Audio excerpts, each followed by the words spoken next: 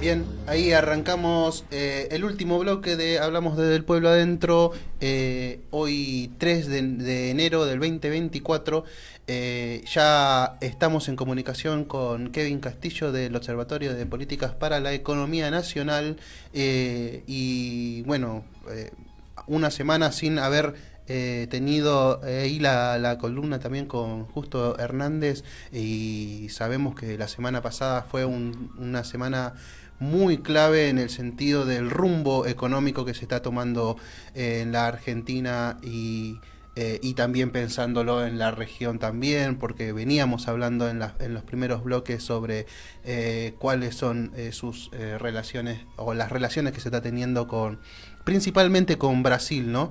Pero bueno, en este caso vamos a hablar de esta repercusión que está teniendo el mega DNU, no sé, o la ley ómnibus, o el decretazo, las diferentes formas de decirle, ¿no? Pero hay un denominador común que tienen todas estas formas de decirle, que es directamente un avasallamiento sobre los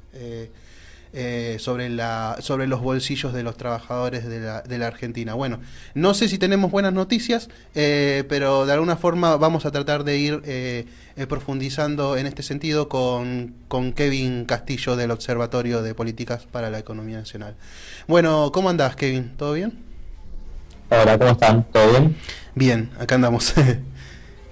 Nada, bueno, Bueno, tratando de analizar, de seguir pensando algunas herramientas y seguir trabajando en este sentido, ¿no?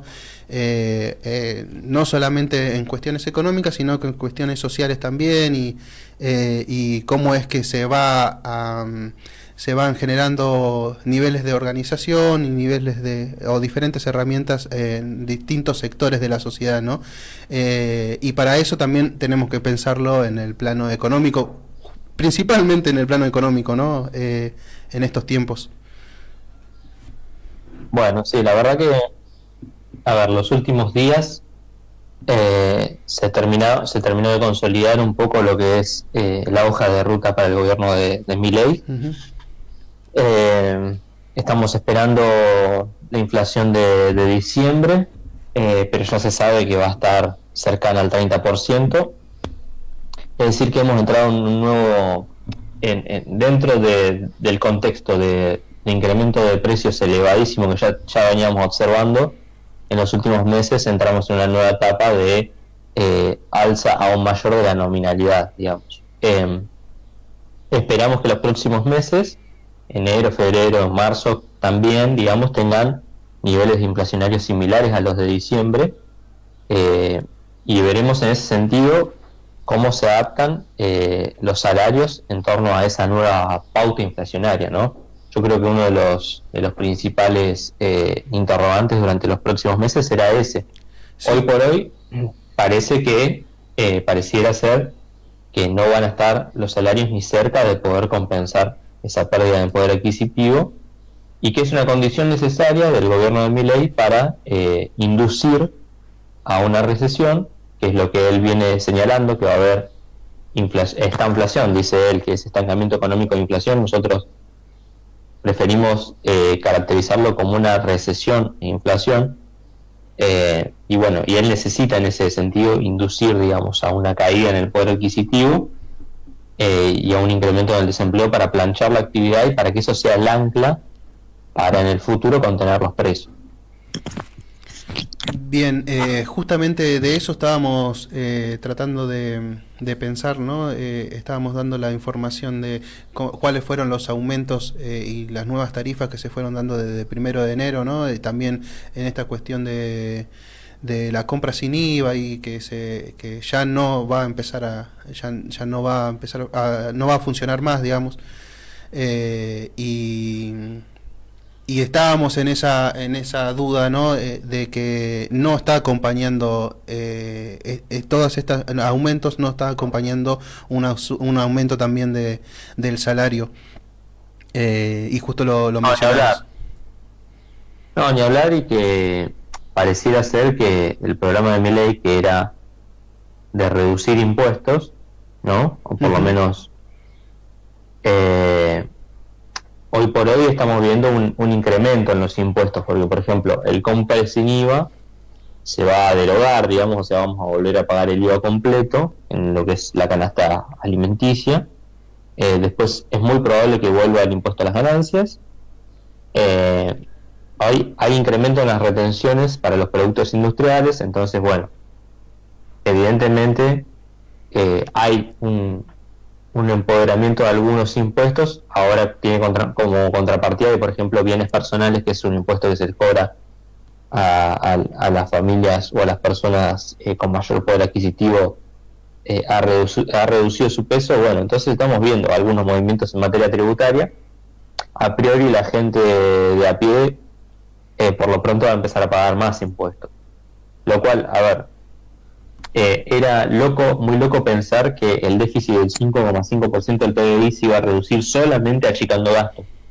O me parece que iba a ser hasta criminal, digamos, realizar un ajuste de esas características, y que un marco razonable era realizar ese ajuste achicando gastos, pero también incrementando impuestos. Me parece un escenario más razonable. El tema es sobre quién caen esos nuevos impuestos, ¿no? O ese refuerzo en los impuestos. Hoy por hoy parece que van a estar más destinados, o va a estar más orientado a la producción y al consumo de la gente. Sí, y pensándolo más o menos por ese lado, ¿no? No hay ningún tipo de medida que se esté llevando a cabo, por lo menos diciéndolo a grandes rasgos, ¿no? En contra de los que especulan sobre la eh, los que especulan en el mercado, ¿no? No hay ningún tipo de límite en esa hacia las corporaciones, hacia las empresas en sí, dentro de este DNU. No, más que nada pensándolo desde otro lugar, ¿no? La semana pasada veníamos viendo y analizando lo que es el decretazo, ¿no? El DNU y todas esas cuestiones, y la verdad es que no hay ningún tipo de medida que no sea en contra del pueblo, y algo tiene que pasar en contra de las corporaciones, por lo menos, no sé, viéndolo desde otro lugar, ¿no? Sí, yo lo que pienso es que las medidas eh, impulsadas por el gobierno de Milei, tanto el DNU como la ley Ómnibus, están orientadas a una liberalización de la economía, Bien. y están orientadas a que los sectores concentrados de la economía mejoren sus ganancias. Esto bajo la premisa liberal, ¿no? Sí.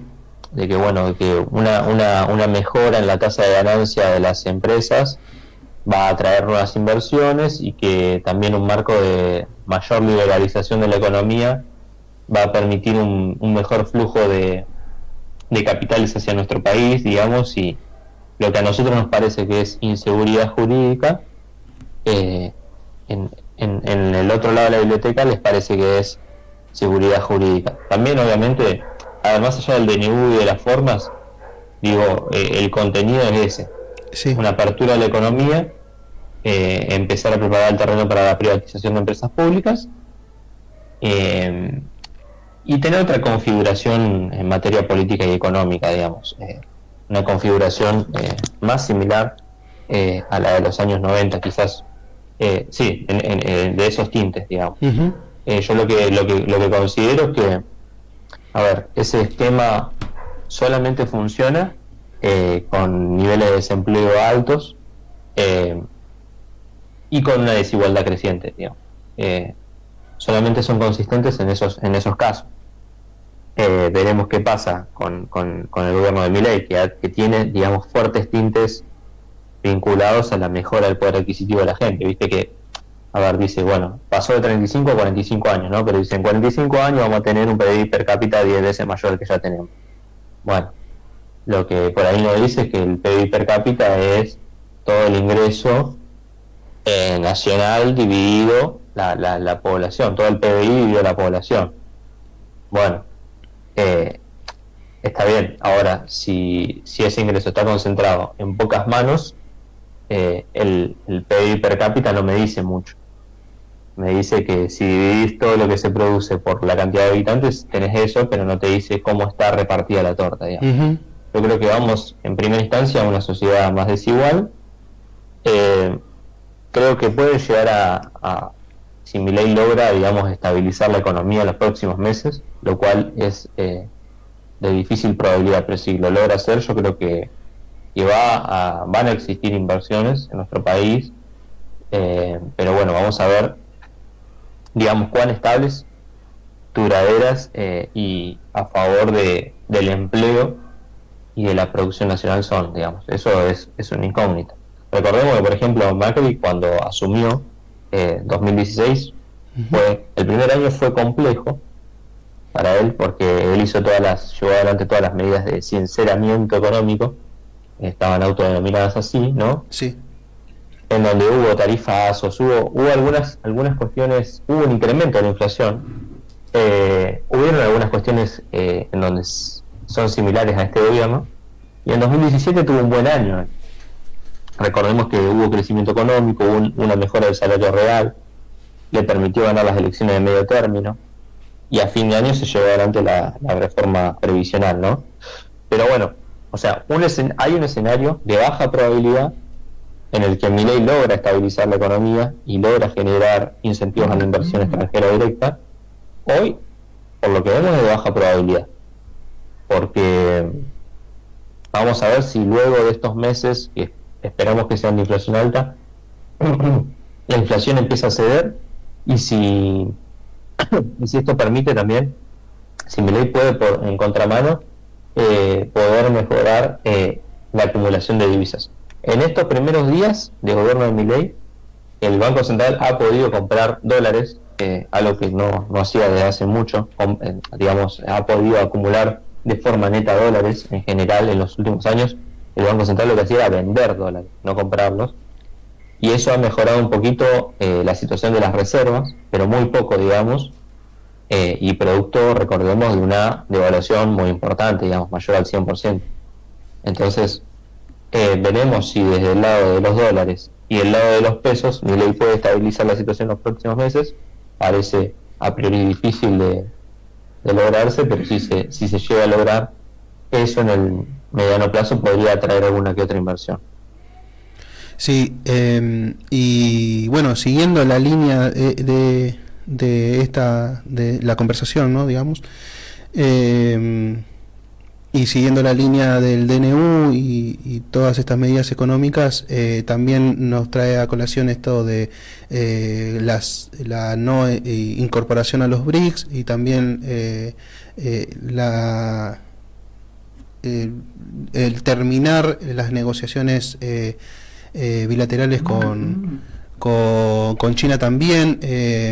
Se ve como directamente la implementación de esta economía ligada al mercado, ligada a las corporaciones y no hacia la idea de poder tener relaciones económicas o relaciones bilaterales o socios comerciales, mejor dicho, con estados, ¿no?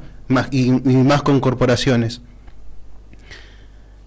Sí, yo creo que hay un problema de sesgo ideológico muy fuerte del gobierno de Milei respecto a salirse de los BRICS y a endurecer las relaciones con China. Recuerden que China nos negó la extensión del swap. Digamos, hay un alejamiento de las relaciones bilaterales con China. También por transitividad hay un alejamiento de las relaciones bilaterales con Brasil, porque los impulsores de que Argentina entre los BRICS son Brasil y China. Entonces ahí tenés un problema con tus dos principales socios comerciales. A mí, a ver, cuando el presidente se pone dogmático, digamos, o se encierra en su ideología, ahí yo creo que sale perdiendo el país, porque nada, a ver, un gobernante tiene que ser pragmático de ver cuáles son aquellos socios que pueden potenciar nuestra inserción en el mundo. Justamente Brasil y China son dos de ellos. Así que alejarse de eso me parece un error político importante.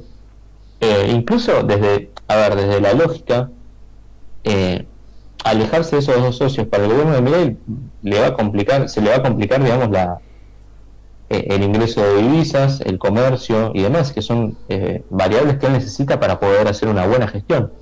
Digamos que en cierta manera, por ser preso de sus dogmas o de su ideología, él prescinde de herramientas que le pueden llegar a servir para estabilizar la economía, que es algo que él quiere hacer.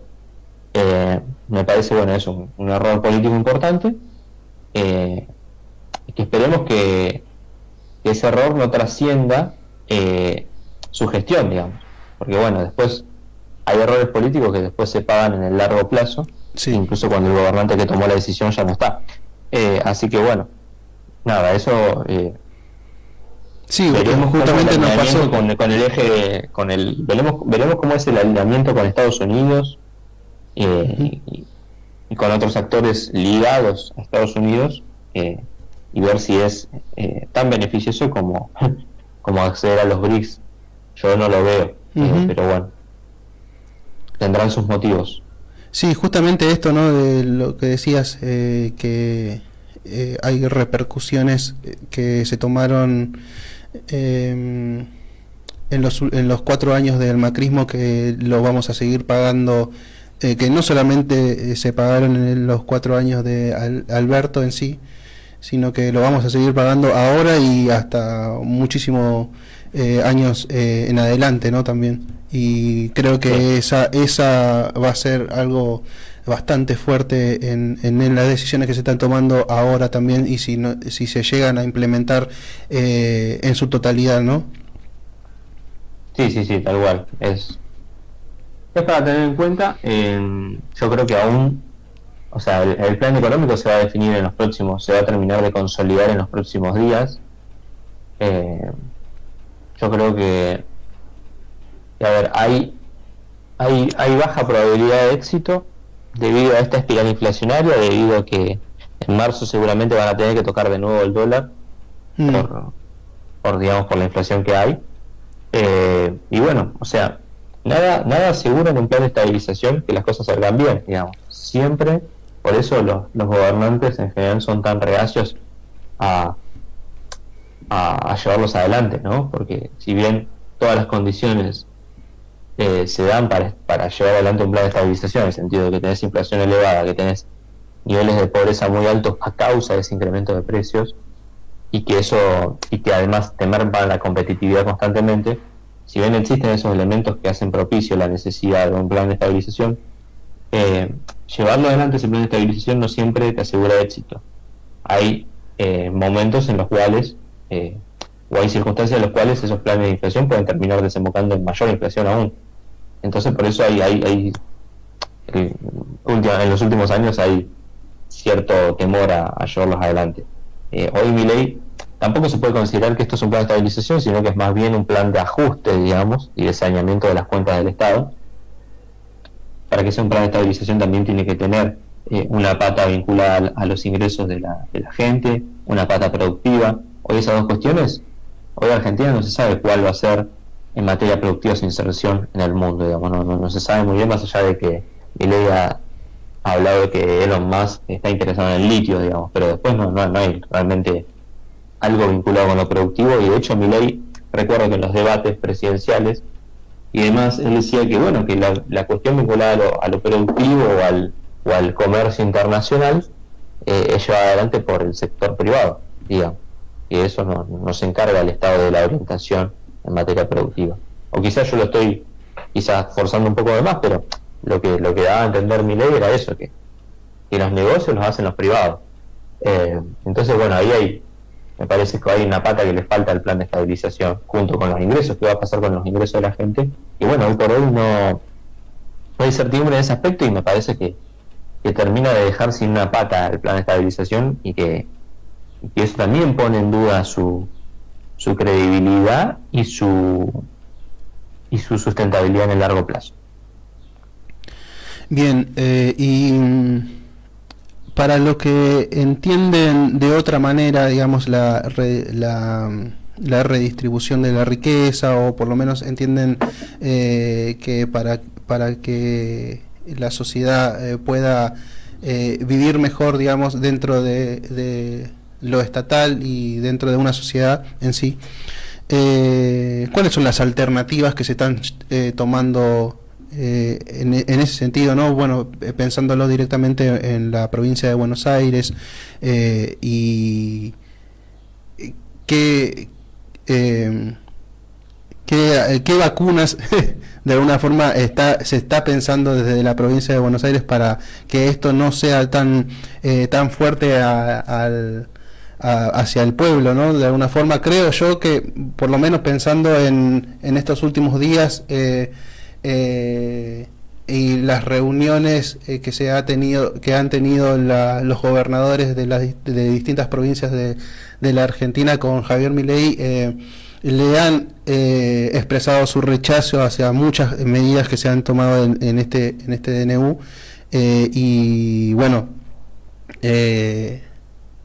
ya lo ha expresado también Axel Kicillof desde el minuto cero, ¿no? También todas estas políticas económicas que se está llevando a nivel nacional, pero de alguna forma, más allá de que tenga una postura contraria a Javier Milei, va a repercutir en la provincia también, pero si es posible enumerar algunas cosas, algunas cuestiones, cuáles son esas cuestiones, ¿no? Esas alternativas económicas o esas medidas económicas que va a tomar Axel en la gobernación, si es que funcionan o no, no sé también en ese sentido. No, que la verdad que a ver, más allá de la buena voluntad del gobierno provincial para paliar la situación, yo creo que hay cuestiones que de una provincia no se pueden resolver. A ver, si por la caída de la actividad económica hay un incremento del desempleo, bueno, la provincia podrá tener mayor asistencia social y demás, pero bueno, los fondos de la provincia tienen un límite. Recordemos que la provincia va a tener una restricción mayor en materia financiera, digamos, porque, a ver, a priori las transferencias no automáticas, o llámese discrecionales, sí, van a dejar de existir y eran un ingreso importante para la provincia. Es decir, la provincia va a tener menos recursos que los que tuvo durante estos 4 años pasados, y va a tener que atender una situación económica que va a ser peor que la de los últimos 4 años. Entonces yo no veo que haya demasiado margen para poder paliar la situación.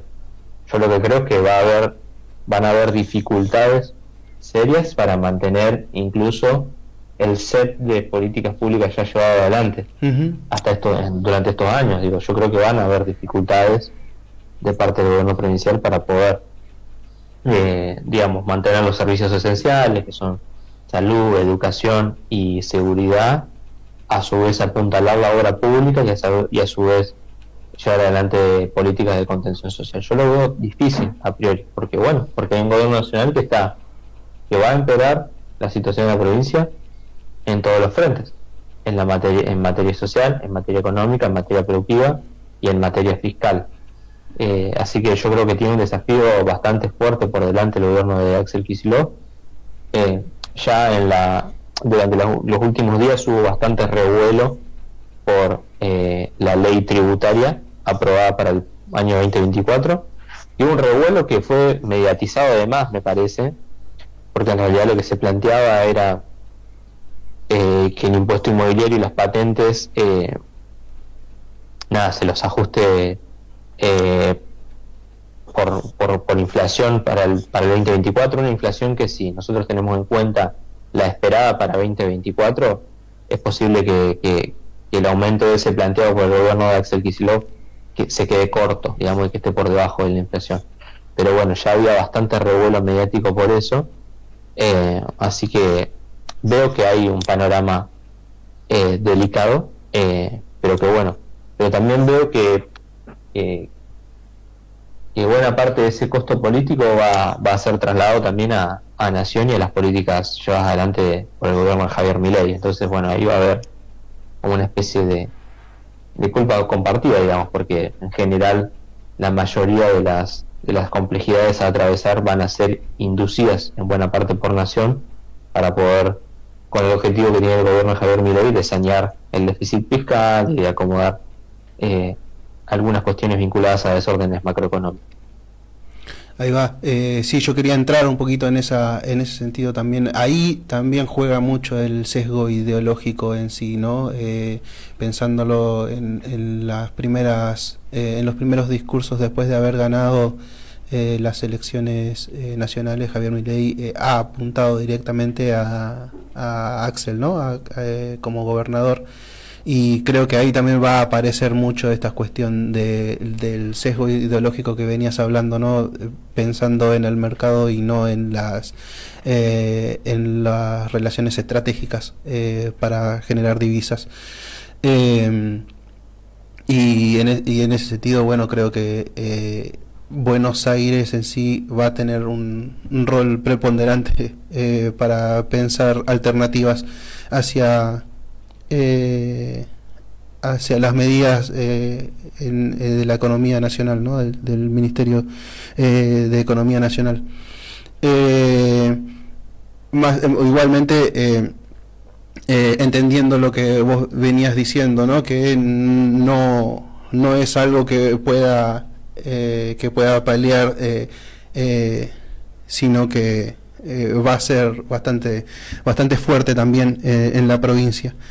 Y quería entrar un poquito en esta cuestión de los impuestos, me decías, ¿no? Creo que la semana pasada hubo bastante desinformación en ese sentido, ¿no? En el sentido de los nuevos impuestos, me decías recién que se están generando, que empezó a trabajar la gobernación, ¿no? Sí, en general no son los impuestos, sino que son actualizaciones por la inflación que hubo durante 2023 de los impuestos inmobiliarios y patentes. Y ahí hay que tener en cuenta que los mayores aumentos, para ser sintético, los aumentos planteados en la ley tributaria iban en orden creciente en función al valor de la propiedad, es decir, iba a pagar un mayor aumento aquella persona que tenga una casa o una vivienda de mayor valor fiscal o un automóvil de mayor valor, ¿sí? O sea, era progresiva la modificación, lo cual es algo deseable en todo tributo, ¿no? Que pague más quien mayor capacidad contributiva tiene. Pero bueno, obviamente que hay una cuestión mediática, política, que hay ha trascendido bastante. Decime. No, perdón que te interrumpí ahí, que es eso mismo, que ha habido mucho desinformación en ese sentido. Sí, tal cual, y bueno, prácticamente después se terminó haciendo una reforma al impuesto inmobiliario, por ejemplo, y terminó cerrando con un tope de 200% de aumento para las viviendas de mayor valor fiscal, estamos hablando. Así que bueno, yo creo que sí que va a haber revuelo por toda la cuestión tributaria. Por ejemplo, bueno, hay una doble vara ahí, porque bueno, no hay escándalo porque vuelve el IVA completo, no va a haber escándalo con los rumores de que vuelve ganancias, no va a haber escándalo con que las empresas que exportan productos industriales o manufacturas industriales paguen retenciones. Es decir, para los impuestos que sube Nación, pareciera que la vara mediática es distinta a la situación provincial, ¿no? Que provincia de última estaría aumentando impuestos que son virtuosos en el sentido de que pagan más quienes más tienen y que no son distorsivos para la actividad económica. Pero bueno, es parte también del juego político. También cuando Milei selecciona a Axel Kicillof como blanco, también es parte de una estrategia de polarización, de construcción del rival político y demás. Así que me parece que eso, bueno, ya va más por el orden de lo político, pero bueno, que no es no es mi expertise en este caso, pero sí puedo decir que en materia impositiva, nada, hubo un revuelo mediático por algo que en realidad no debería ser. Incluso en la ciudad de Buenos Aires, lo que se paga de impuesto inmobiliario para una casa que tiene, una vivienda que tiene el mismo valor fiscal, por ejemplo, si vos tenés una vivienda del mismo valor fiscal en la ciudad de Buenos Aires y en la provincia de Buenos Aires, va a pagar más impuesto inmobiliario la que se encuentra en la ciudad de Buenos Aires, a menos que sea una vivienda de un valor fiscal muy elevado, que ahí sí pagaría más eventualmente en la provincia de Buenos Aires. Así que en ese sentido el diseño del tributo me parece que está bien realizado. Bien. Sí, bueno, pensando, no sé, igual ya nos estamos pasando un poquitito, pero quería entrar en esa. Recién hablábamos, ¿no?, de que no hay mucha información, hay muchos aumentos en muchos, en casi todos en realidad, servicios básicos, y en otros servicios también, pero no tenemos ningún tipo de certeza, digamos, en los salarios en sí, y al mismo tiempo también pensando en esta última semana, ha habido muchas repercusiones de mucho a nivel sindical, ¿no?, a nivel gremial, de cuestiones, herramientas y algunas que ya se empiezan a movilizar, ¿no?, a generar organización o resistencia, digamos, a muchos de estas medidas, pero al mismo tiempo a nivel institucional, no sé si, o estatal, o de los representantes de la oposición, o bueno, representantes legislativos en sí, no se está notando ese nivel de organización que se está generando a nivel social, más que nada, o por lo menos yo. Y esto es más una cuestión política, ¿no?, también, pensándolo desde ese lugar. Pero los sectores de la política, ¿no?, o sea, de los representantes en la legislatura y esas cuestiones, pueden ponerle límites a estas medidas económicas en sí, o sea, o tiene que pasar, por lo menos, ya venimos con la noticia de que la Corte Suprema va a tener una decisión sobre este tema después de febrero, creo, o de marzo, pero en sí esperar tanto tiempo a la sociedad no le va a servir mucho, o sea, va a tener que resistir muchas de estas medidas ya en estos próximos meses. O sea, sí, quiero pensar, o quiero entender de alguna forma cuáles son las limitaciones que le puede poner la oposición en la legislatura a estas cuestiones, a estas medidas en sí. Bueno, ahí o sea, todo está por definirse y, sí. A ver, el DNU en definitiva lo tiene que tratar la comisión bicameral, la ley ómnibus la tiene que tratar el Congreso. Uh-huh. Yo, la verdad, no confío en lo que pueda llegar a ser la Corte Suprema. Bien. O sea, no hay indicios para pensar que la Corte Suprema vaya a fallar en contra del DNU. Incluso, bueno, y ahí ya no me quiero meter en un terreno que no es de mi expertise, ¿no? Pero bueno, ya se ha hablado mucho en los últimos días de la legalidad o no del DNU. Sí. Se dice que a priori, ¿no? La Corte Suprema debería fallar en contra del DNU por el procedimiento por el cual se lleva adelante y por las modificaciones que plantea, digamos, ¿no? Uh-huh. No sería un decreto de necesidad y urgencia derogar algunas cuestiones que no tienen necesidad de urgencia, ¿no? Y no tienen, digamos, y no son algo que el Congreso podría o no podría hacer, digamos. No me quiero meter mucho en eso, pero sí, ahí entramos más en cuestiones legales, ¿no? Sí, que no tengo expertise en ese aspecto. Uh-huh. Pero, a ver, digo, desde el lado de la oposición para llevarse adelante, el Congreso tiene un rol destacado. Veremos qué es lo que qué es lo que se aprueba, digamos. Yo a priori parece que podría llegar a darse que se apruebe el DNU y que se apruebe la ley ómnibus. Podría llegar a suceder. Bueno, y ahí se verán cuáles son los efectos de la aprobación de esas leyes en el mediano plazo. Después, bueno,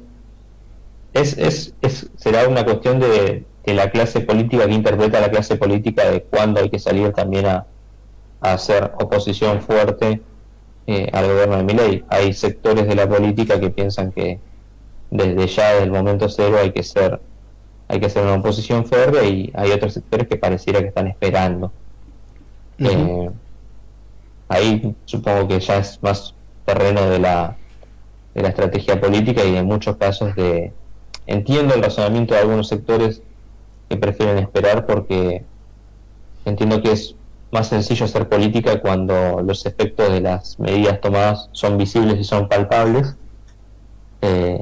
Es un poco más sencillo, digamos, persuadir o convencer a la gente de que es el camino equivocado, ¿no? Y también entiendo que salir prematuramente puede llevar a un desgaste en los procesos de organización, y que se gaste la nafta antes de que los eventos, digamos, determinen que realmente hay que hacer oposición. Pero bueno, en definitiva es todo parte de estrategia política de los distintos sectores. También comparto que es importante señalar los peligros potenciales de las leyes que se van a aprobar. Me parece que es algo también razonable. Entonces, bueno, en definitiva se trata de estrategia política y de ver cuándo se sale a hacer política férrea. Y después hay algo que la política no puede controlar, por suerte, que es la movilización espontánea, ¿no? Que eso me parece que ha sucedido en los últimos días, que bueno, la misma gente sale con la cacerola a la calle a protestar por las reformas que no le convencen o que no les gustan. Bueno, eso, gracias a Dios, Argentina tiene eso, que no espera a su clase dirigente para salir a reclamar cuando hay algo que no le gusta. Me parece que eso es una tradición política de nuestro país que no se ha perdido, gracias a Dios, y que bueno, que eso hace que la Argentina sea un país tan lindo en ese aspecto. Sí, es muy destacable, la verdad, esa pata también, y de alguna forma,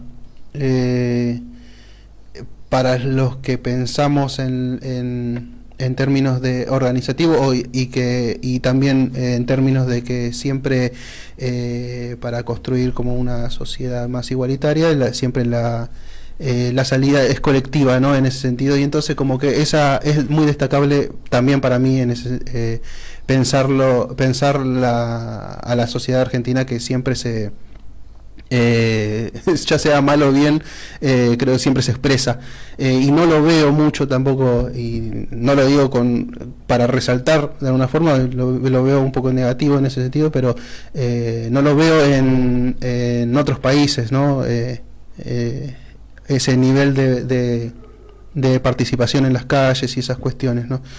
Pero bueno, es algo que es una herramienta que se va a seguir recrudeciendo, creo yo, y es una herramienta necesaria para resistir, ¿no? Bueno, hablamos con Kevin Castillo del Observatorio de Políticas para la Economía Nacional. Obviamente ahí, si querés invitar a la audiencia a que vayan a las redes sociales también, y si tienen algún tipo de anuncios, a algunas cuestiones que se vayan haciendo desde el observatorio, estás invitado ahí a decirlo, Kevin. Bueno, muchas gracias. Recién arranca, igual enero, así que no sé. Sí, nosotros estamos generalmente activos. Bien.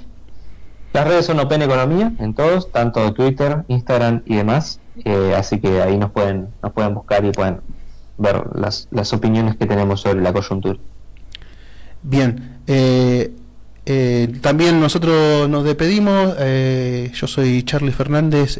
Hablamos desde el pueblo adentro por Radio Integración Boliviana. Ahí en los controles Luis y Roger también. Nos vamos a ver mañana de vuelta, a escucharnos mañana de vuelta desde las 8 de la mañana hasta las 10 de la mañana. Y bueno,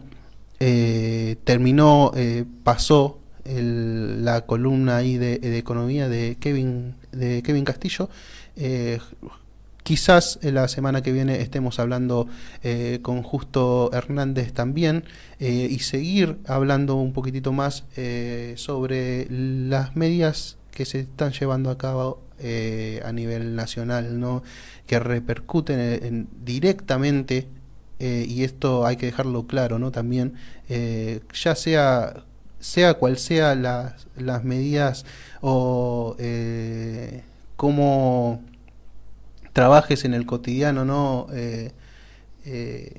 Sea el trabajo que hagas, las medidas económicas del gobierno que se está presidiendo, digamos, va a repercutir directamente en tus bolsillos, y eso es necesario saberlo, y es necesario entenderlo, no quedarse aislados de esa postura.